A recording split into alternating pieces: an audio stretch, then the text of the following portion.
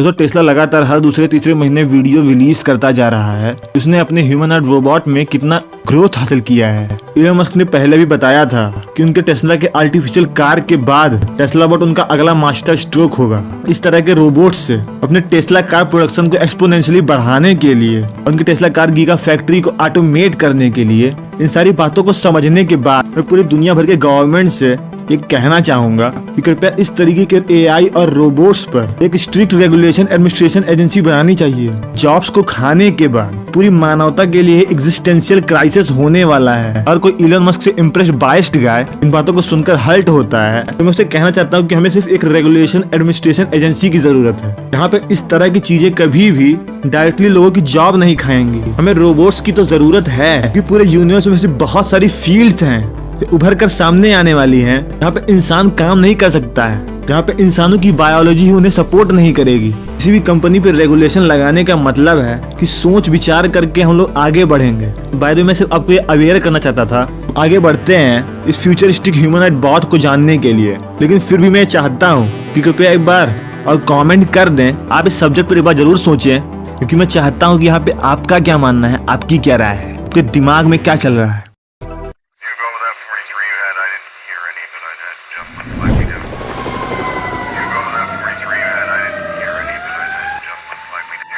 Tesla के AI day event पर एक इस तरह का आदमी काला हेलमेट, उसकी बॉडी से चिपका हुआ सफेद सूट पहनकर वो स्टेज पर डांस कर रहा था। पहले तो देखने में ये रोबोट ही लग रहा था और बाद में मालूम चला कि ये कोई इंसान था। ऐसी बहुत सारी डिटेल्स के बारे में इलोन मस्क ने उस इवेंट में बताया था।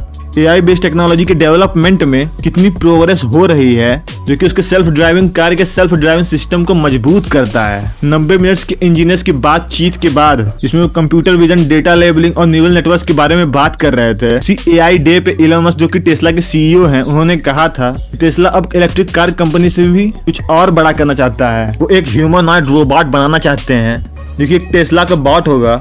लेकिन अगर इसी के दूसरी साइड को अगर आप देखेंगे तो टेस्ला कंपनी ऑलरेडी दुनिया की सबसे बड़ी एआई कंपनी है जो कि ऑटोनोमस कार को बनाती है। उसकी कार की व्हीकल की एबिलिटी है जो अपने आजू बाजू की चीजों को देखता है, समझता है और फिर उन्हीं इंफॉर्मेशन पे एक्ट करता है, जो कि ऑलरेडी पूरी दुनिया के ऑटोमोबाइल ड्राइवर का रिप्लेसमेंट बन चुकी है। आई मीन लाखों लोग जिनकी रोजी रोटी चलती है गाड़ियां चलाकर, वो सब अब जॉबलेस हो जाएंगे। अब इसके लिए मैं सबसे बड़ा आपको एक पर्सपेक्टिव देता हूँ कि ये खाली टेस्ला के इस एक्ट की वजह से नहीं होगा, ये पूरे इस ट्रेंड की वजह से हो रहा है। जब कोई एक कंपनी इतनी फेमस होती है तो उसके पीछे पीछे बहुत सारी कंपनियां उसी ट्रेंड्स को फॉलो करती हैं और इसीलिए रेगुलेशन बहुत ही ज्यादा जरूरी है।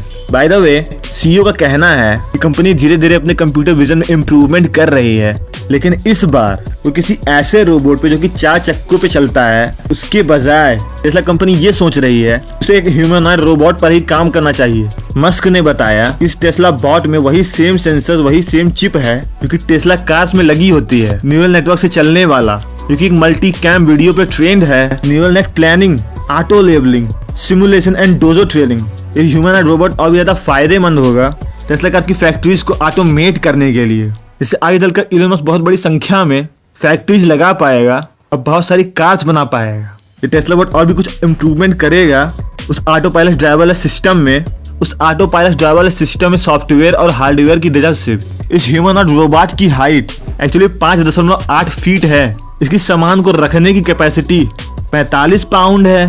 सामान को उठाने की कैपेसिटी 150 पाउंड है और इसका खुद का भार 125 पाउंड है। इसकी तेज भागने की कैपेसिटी 5 माइल्स पर आवर है। कि हेलमेट में एक स्क्रीन लगा हुआ है जो कि इसके यूजफुल इंफॉर्मेशन को इसे दिखाता है। ये बॉट शुरुआत में तो टेस्ला कंपनी का एक सिर्फ एक्सटेंशन मात्र है, बाद में इलोन मस्क इसका कैसे यूज करेगा इसके लिए आप उसकी प्लानिंग को ही समझ सकते हैं। एआई डेज पे टेस्ला बॉट की बहुत सारी टेक्नोलॉजीज को दिखाया गया था, जैसे कि ये FSD कंप्यूटर जो कि उन्हीं सिमिलर सोर्स ऑफ सेंसर से डेटा रिसीव करता है। इस रोबोट में 8 कैमराज हैं जो कि अपने आगे पीछे की दुनिया को नेविगेट करते हैं। उन्हीं एआई सिस्टम पे मस्क ने शुरुआत में बताया था कि हम मैकेनिकल, इलेक्ट्रिकल कंट्रोल और सॉफ्टवेयर इंजीनियर उनको ढूंढ रहे हैं क्योंकि हमारे इन कामों में मदद कर सकेगा। इसके लिए उन्होंने हॉन्ग से कोलैबोरेट किया था जो कि एक जाने माने रोबोट असिस्टेंट हैं जिनका काम इन्हीं ह्यूमनॉइड रोबोट में स्पेशलाइज्ड है।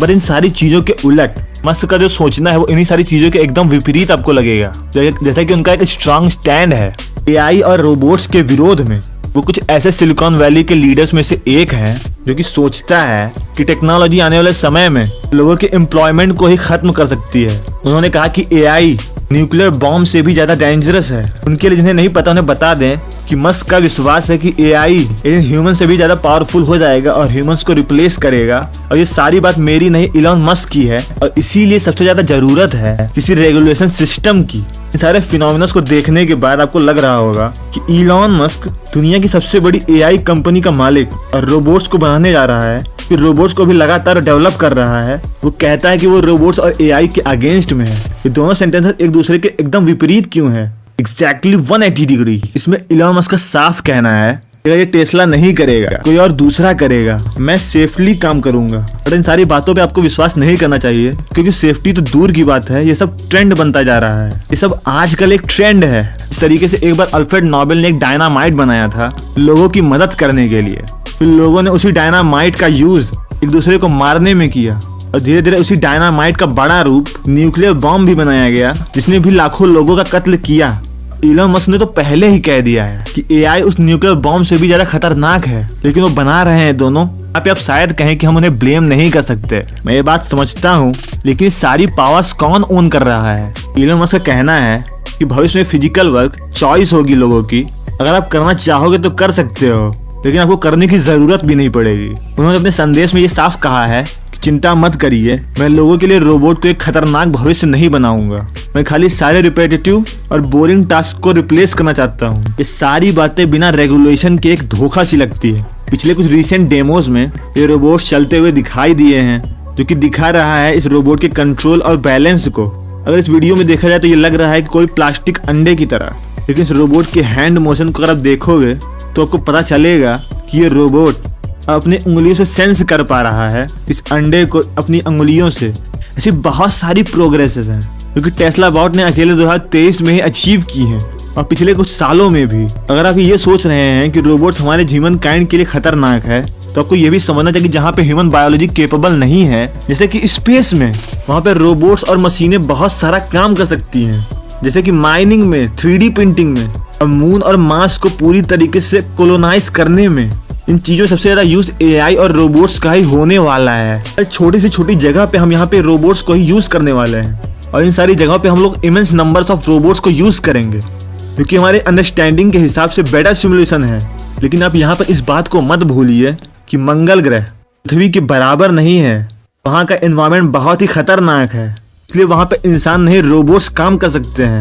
और अगर वहाँ के लोगों की बात की जाए तो वहाँ पे वही लोग सरवाइव कर पाएंगे, क्योंकि बहुत ही ज्यादा रिफाइंड होंगे। यानी हमें पूरी दुनिया के best of the best people वहाँ पे सरवाइव कर पाएंगे। और इस तरह के नए तरह की सिविलाइजेशन के लिए रोबोट जरूरी है।